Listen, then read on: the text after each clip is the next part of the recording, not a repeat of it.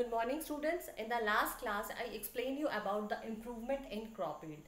In improvement in crop yield we studied that how we can improvise our techniques so as to get good yield of crop. So in that we studied about the crop variety improvement. After that in the last class I explained you about crop production management.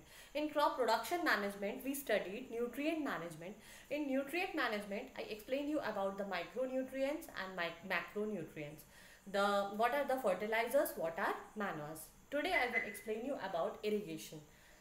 So what is irrigation? Irrigation means to provide proper water to the crop plant for getting the good production or good crop yield. So the process of supplying water to crop plants in the fields by means of canals, reservoirs, wells, tube wells, etc. is called as irrigation. So in India we know it's annually, or you can say the rainfall dependent country. If the rainfall is very good, and definitely the crop yield will be good. If rainfall is less, then proper place or state will getting suffered from drought conditions or scarcity of water. So next, some commonly used for irrigation system depending on the type of water resources available for agricultural purposes, so as follows. So we should so what a farmer should do. The farmer should implement the proper irrigation practices, that as to store the water that they can use in their fields for long time. First, wells. First we can see the wells. These are basically wells are constructed wherever groundwater is present for irrigation. Where groundwater is more, there only this wells is to be constructed. Two types of wells are there: dug wells and tube wells. So what are dug wells? Dug wells, the water is collected from water bearing strata where you can easily bring the water it from. So it's the dug well are from the water bearing strata, and the tube well is you can say the drawn from the deeper strata, or by using pump or motor you used to draw the water from the deeper strata. So you are using their tube wells. Next is canals. What is canals? It is an extensive or elaborate use for method of receiving water from the reservoirs like dam or rivers. So the main canal is further divided into the branches, or you can say it's further divided into the branches so as to irrigate the fields. As distributaries, you can say the main canals is further divided into branches, and through the distributaries it will be divided to the different fields to irrigate the crop plants.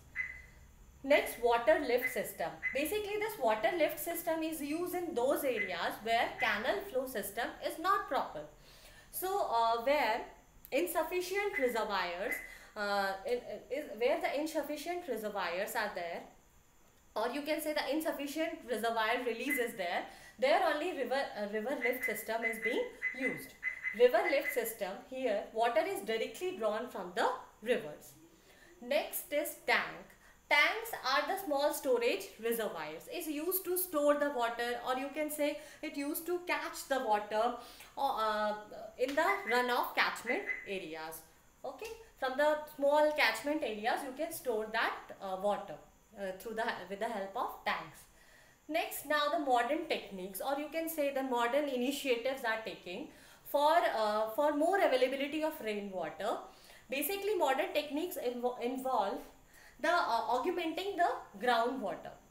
So the modern techniques based like rainwater harvesting. What is rainwater harvesting? Rainwater is collected into the ground by digging tunnels, and this water percolates into the soil.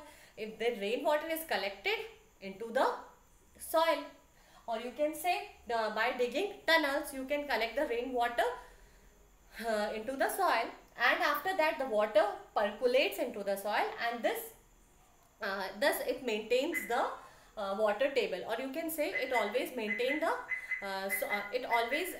increases the water level in the soil. Next, watershed development. Watershed development means small check dams are built to increase the groundwater level.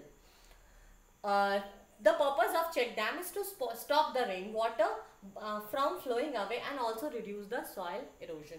So in the watershed development, we used to build the check dams. These all are the irrigation facilities that we can provide to the crop. It should be established by the farmers, that is to enhance their crop yield. So see, if there is a drought condition that I explained you, that the condition that occurs due to the scarcity, or if that drought condition arises due to irregular rainfall. So if the farmers is having these techniques, if is implemented these all techniques, these all irrigation facilities, if the farmer is having, that they can get rid of this drought conditions.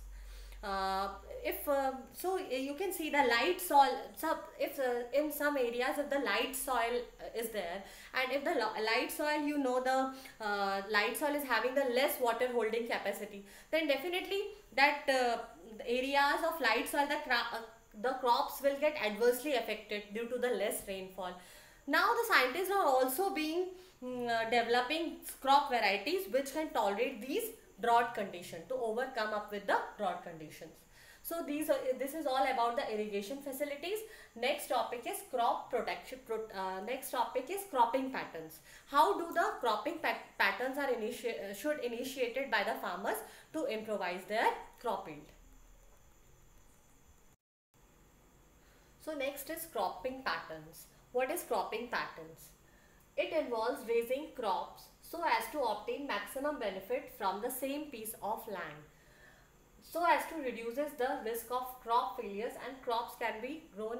So we can see the crops can be grown in a different ways, so has to reduce the crop failure chances. So how we can grow the crop in a same piece of land differently? So by mixed cropping, intercropping and crop protection. Okay. So now we will study about the mixed cropping. What is mixed cropping? In this practice, two or more crops are grown simultaneously on a piece of land. Two or more crops are grown simultaneously on a piece of land. For example, wheat and gram. Or you can say the farmers used to mix the seeds of two different crops.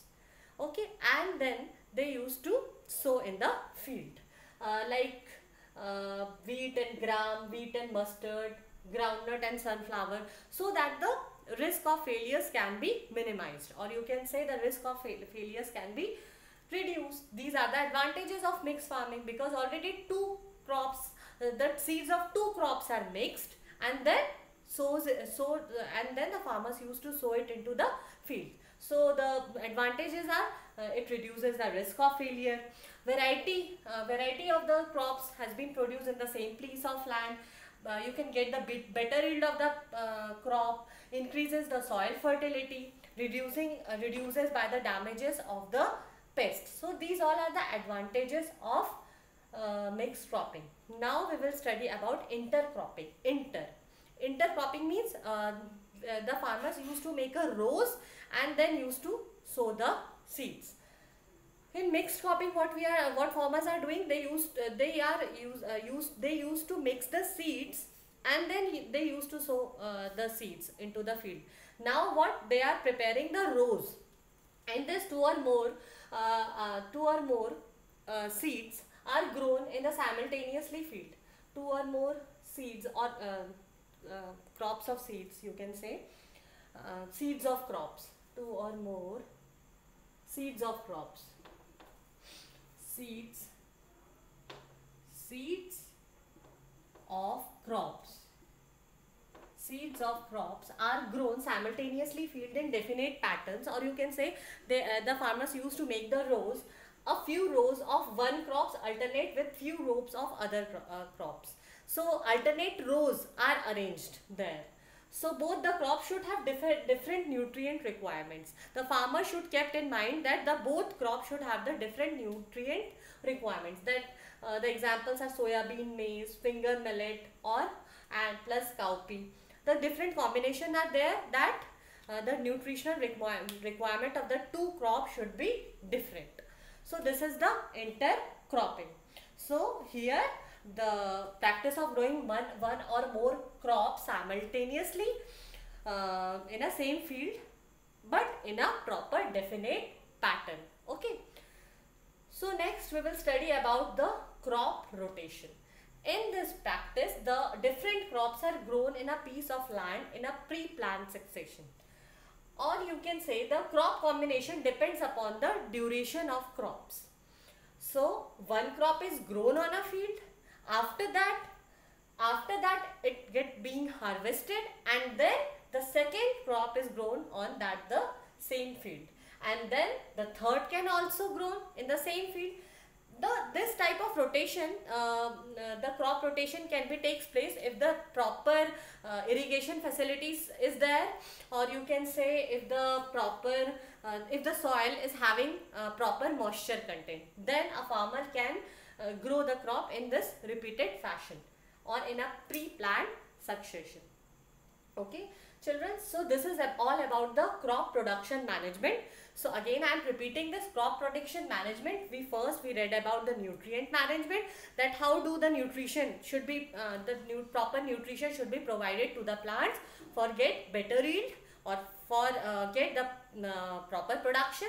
And next we studied about the irrigation facilities, how do the irrigation facilities is responsible for improvising the crop yield. If we are providing proper irrigation or proper water to the plant, definitely we will be getting the good yield. Next, cropping patterns. Cropping patterns means how we can set our cropping pattern to improvise our production, and the cropping pattern also reduces the risk of failures of the crops. Obviously we are planting two or more crops in a same field. Definitely if one crop get damaged, second or third, we are having an advantage of second and third crop. If any pest is damaging one crop, then definitely we are having that second or third crop there in our hand. So that is the types of cropping patterns that also this cropping pattern techniques is also helps for improvising this crop production management. Last is crop protection management. So in the next class we will read about crop protection management. Thank you for today.